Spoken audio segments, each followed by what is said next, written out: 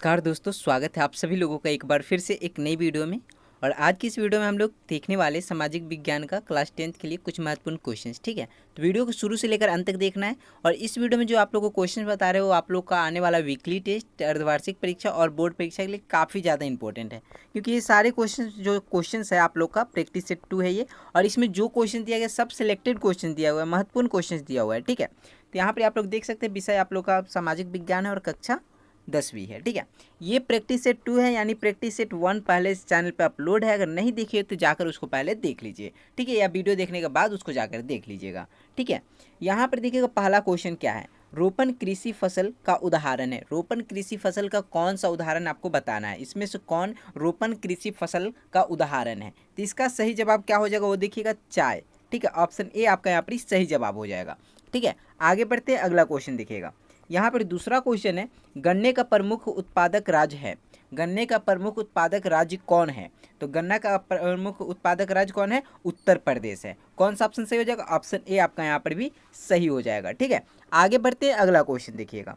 यहाँ पर ही आपका तीसरा क्वेश्चन है, खरीफ फसल का उदाहरण नहीं है। इनमें से कौन खरीफ फसल का उदाहरण नहीं है। चावल, मक्का, बजरा, चना, इसमें से कौन जो है कि खरीफ फसल का उदाहरण नहीं है। तो इसका सही जवाब क्या हो जाएगा, ऑप्शन डी, चना। ठीक है, चना खरीफ फसल का उदाहरण नहीं है। आगे बढ़ते हैं, अगला क्वेश्चन देखिएगा। यहाँ पर 4 नंबर क्वेश्चन है, चाय, कॉफ़ी, रबर, गन्ना, केला आदि किस तरह की फसलें हैं। चाय, कॉफ़ी, रबर, गन्ना, केला आदि किस तरह की फसलें हैं। तो ये आपका रोपण फसलें है। किस तरह का फसल, रोपण फसल है। ऑप्शन सी आपका यहाँ पर सही जवाब हो जाएगा। ठीक है, आगे बढ़ते हैं, अगला क्वेश्चन देखिएगा। यहाँ पर आपका 5 नंबर क्वेश्चन है, निम्नांकित में से कौन सा उस कृषि प्रणाली को दर्शाता है जिसमें एक ही फसल लंबे चौड़े क्षेत्र में उगाई जाती है। निम्नांकित में से कौन सा उस कृषि प्रणाली को दर्शाता है जिसमें एक ही फसल लंबे चौड़े क्षेत्र में उगाई जाती है।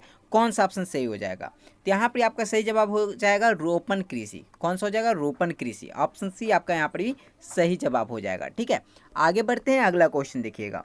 यहाँ पर 6 नंबर क्वेश्चन है, निम्नांकित में से किसके साथ ऑपरेशन फ्लड लागू हुआ। निम्नांकित में से किसके साथ ऑपरेशन फ्लड लागू हुआ।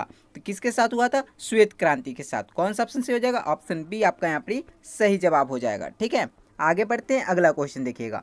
यहाँ पर 7 नंबर क्वेश्चन है, किस फसल को सुनहरा रेशा भी कहा जाता है। किस फसल को सुनहरा रेशा भी कहा जाता है। तो जूट को सुनहरा रेशा भी कहा जाता है। ऑप्शन सी आपका यहाँ पर सही जवाब हो जाएगा। ठीक है, आगे बढ़ते हैं, अगला क्वेश्चन देखिएगा। यहाँ पर 8 नंबर क्वेश्चन है, रेशम उत्पादन के लिए रेशम के कीड़ों को पालना क्या कहलाता है। रेशम उत्पादन के लिए रेशम के कीड़ों को पालना क्या कहलाता है। इसका 8 नंबर का आंसर आप लोग कमेंट करके बताइए क्या होगा। ठीक है, इसका कमेंट सबसे पहले जो करेंगे उनका कमेंट को पिन किया जाएगा और सही कमेंट रहना चाहिए, सही आंसर रहना चाहिए। और जिन लोगों को नहीं पता आप लोग कमेंट बॉक्स चेक कर लीजिएगा, या डिस्क्रिप्शन बॉक्स में आप लोग को वेबसाइट का लिंक दिया हुआ है, जहाँ पर आप लोग जाइएगा तो वहाँ पर और भी क्वेश्चन आप लोग को देखने को मिलेंगे। वहाँ पर महत्वपूर्ण क्वेश्चन भी देखने को मिलेंगे, वहाँ पर इसका आंसर दिया हुआ है। ठीक है, वहाँ से देख लीजिएगा आप लोग। ठीक है, आप फटाफट से जिनको इसका आंसर पता है वो लोग कमेंट करेंगे। चलिए आगे बढ़ते हैं। यहाँ पर 6 नंबर क्वेश्चन है, कर्तन दहन प्रणाली कृषि को मणिपुर में कहा जाता है। कर्तन दहन प्रणाली कृषि को मणिपुर में क्या कहा जाता है। तो इस मणिपुर में क्या कहा जाता है, पामुल कहा जाता है। क्या कहा जाता है, पामलू। क्या कहा जाता है, पामलू। ठीक है, ऑप्शन डी आपका यहाँ पर सही जवाब हो जाएगा। आगे बढ़ते हैं, अगला क्वेश्चन देखिएगा। यहाँ पर 9 नंबर क्वेश्चन है, निम्नांकित में से कौन सा फसल रेशेदार फसल नहीं है। निम्नांकित में से कौन सा फसल रेशेदार फसल नहीं है। जूट, सन, कपास, रबर। तो कौन सा ऑप्शन सही हो जाएगा, रबर।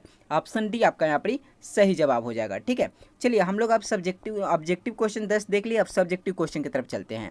ठीक है, सब्जेक्टिव क्वेश्चन है, पहला क्वेश्चन देखिएगा, चाय उत्पादक 2 राज्यों के नाम लिखें। चाय उत्पादक 2 राज्यों के नाम कौन कौन से हो जाएगा, असम और दार्जिलिंग। ठीक है, ऑप्शन असम और दार्जिलिंग। ठीक है, ये आपका उत्तर हो जाएगा। आगे बढ़ते हैं, आगे देखिएगा 12 नंबर क्वेश्चन है, रबर उत्पादक 2 राज्यों के नाम लिखे। तो रबर उत्पादक 2 राज्य कौन कौन से हैं, केरल और तमिलनाडु। कौन कौन से, केरल और तमिलनाडु। ठीक है, आगे बढ़ते हैं। यहाँ देखिएगा 13 नंबर क्वेश्चन है, भारतीय कृषि की किन्हीं 2 विशेषताओं को लिखें। तो इसका क्या उत्तर हो जाएगा वो देख लीजिएगा। भारतीय कृषि की 2 विशेषताएं कौन कौन से हैं, उत्पादन में खाद्य पदार्थों की अधिकता रहती है। ठीक है, खेती में पशु मुख्य भूमिका निभाते हैं। ये उत्तर हो जाएगा आपका, इसको नोट करना है, याद करना है, क्योंकि ये सब क्वेश्चन महत्वपूर्ण है। ठीक है, अर्धवार्षिक परीक्षा हो जाए, वीकली टेस्ट हो या आप लोग का बोर्ड परीक्षा 2025, उसके लिए महत्वपूर्ण है क्वेश्चन सभी को याद करते चलना है। ठीक है, शाम में आप लोग को लाइव क्लास करवाते हैं तो उसमें सभी लाइव क्लास में आप लोग को एक क्वेश्चन, महत्वपूर्ण क्वेश्चन बताते हैं। ठीक है, जो कि आप लोग को बहुत बार एग्जाम में पूछा जाता है। ठीक है, यहाँ देखिएगा 14 नंबर क्वेश्चन है, गहन कृषि क्या है। गहन कृषि क्या है, इसका क्या उत्तर हो जाएगा वो देख लीजिएगा। गहन कृषि एक तरह की कृषि पद्धति है जिसमें ज़्यादा से ज़्यादा उपज पाने के लिए कम जमीन का इस्तेमाल किया जाता है। इसमें ज़्यादा श्रम और पूंजी का इस्तेमाल किया जाता है, मतलब मेहनत और पैसा लगाया जाता है इसमें। ठीक है, और ज़्यादा कृषि कम जगह में उपजाया जाता है। ठीक है, चलिए आगे बढ़ते हैं। यहाँ पर हम लोग 15 नंबर क्वेश्चन की तरफ चलेंगे। 15 नंबर क्वेश्चन क्या है, चावल की खेती के लिए उपयुक्त भौगोलिक परिस्थितियों का वर्णन करें। ये क्वेश्चन भी बहुत बार एग्जाम में पूछा जाता है। ठीक है, चावल की खेती के लिए उपयुक्त भौगोलिक परिस्थितियों का वर्णन करें, इसका क्या उत्तर हो जाएगा वो देख लीजिएगा। चावल की खेती के लिए उपयुक्त भौगोलिक परिस्थितियाँ कुछ इस प्रकार की हो सकती है। चावल की खेती के लिए गर्म और आर्द्र जलवायु की जरूरत होती है। ठीक है, पहला लाइन। दूसरा, चावल की खेती के लिए 25 डिग्री सेल्सियस से ज़्यादा तापमान की जरूरत होती है। ठीक है, आगे तीसरा लाइन क्या लिखिएगा, चावल की खेती के लिए सालाना कम से कम 100 सेंटीमीटर बारिश की ज़रूरत होती है। ठीक है, उसके बाद क्या लिखिएगा, चावल की खेती के लिए ज़्यादा नमी, लंबे समय तक धूप और पानी की एक शाश्वत आपूर्ति की ज़रूरत होती है। ठीक है, और आखिरी लाइन, चावल की खेती के लिए जलोढ़ मिट्टी ज़्यादा उपयुक्त होती है। ये आपका उत्तर हो जाएगा। इसको नोट करना है और याद कर लेना, बहुत ईजी है। ठीक है, 5 पॉइंट में आप लोग को आंसर करके आइएगा, आप लोग को पूरा नंबर दिया जाएगा। ठीक है, ये आप लोग को बोर्ड परीक्षा में काफ़ी ज़्यादा बार पूछा जाता है ये क्वेश्चन। ठीक है, और वीकली टेस्ट में तो पूछा ही जा सकता है, तो इसको याद कर ही लेना है। ठीक है, याद कर लीजिएगा तो आपका अर्धवार्षिक परीक्षा, वीकली टेस्ट और बोर्ड परीक्षा सभी के लिए आप लोग निफिक्र रहिएगा। ठीक है, यहाँ देखिए 16 नंबर क्वेश्चन क्या है, गहन जीविका कृषि क्या है। गहन जीविका कृषि क्या है, इसकी विशेषताएं लिखे, इसका क्या उत्तर हो जाएगा वो देख लीजिएगा। गहन जीविका कृषि या गहन कृषि जीविका कृषि का एक प्रकार है। यह श्रम साध्य कृषि है और इसे भूमि पर अत्यधिक जनसंख्या वाले क्षेत्रों में किया जाता है। इसका विशेषता देख लीजिएगा क्या है विशेषता। ठीक है, तो विशेषताएं, पहला है गहन कृषि में ज़्यादा मात्रा में जैव रासायनिक निवेश और सिंचाई का इस्तेमाल किया जाता है। ठीक है, इस तरह की कृषि में ज़्यादा धूप वाले दिनों वाली जलवायु और उर्वरक मिट्टी वाले खेतों में एक साल में एक से ज़्यादा फसलें उगाई जा सकती है। ठीक है, आगे देखिएगा, गहन कृषि में किसान सरल औजारों और ज़्यादा मेहनत से काम करते हैं। ठीक है, आगे यहाँ पर ही 4 नंबर लाइन क्या है कि गहन कृषि में किसान आसानी से जमीन की निगरानी कर सकते हैं और पशुधन की रक्षा कर सकते हैं। ठीक है, गहन कृषि में खाद्य आपूर्ति की बढ़ती मांग को पूरा करने की क्षमता होती है, क्योंकि ये कम जगह में ज़्यादा से ज़्यादा उपज देती है। ठीक है, कम समय में ज़्यादा से ज़्यादा उपज यहाँ से मिलता है। ठीक है, तो ये आपका यहाँ पर 6 क्वेश्चन सब्जेक्टिव और 10 क्वेश्चन ऑब्जेक्टिव आप लोग को करवाया गया, जो कि काफ़ी ज़्यादा इंपॉर्टेंट है। तो अपने दोस्तों के बीच वीडियो को ज़रूर शेयर कर दीजिएगा। चैनल पे नए हो तो चैनल को सब्सक्राइब कर लेना है।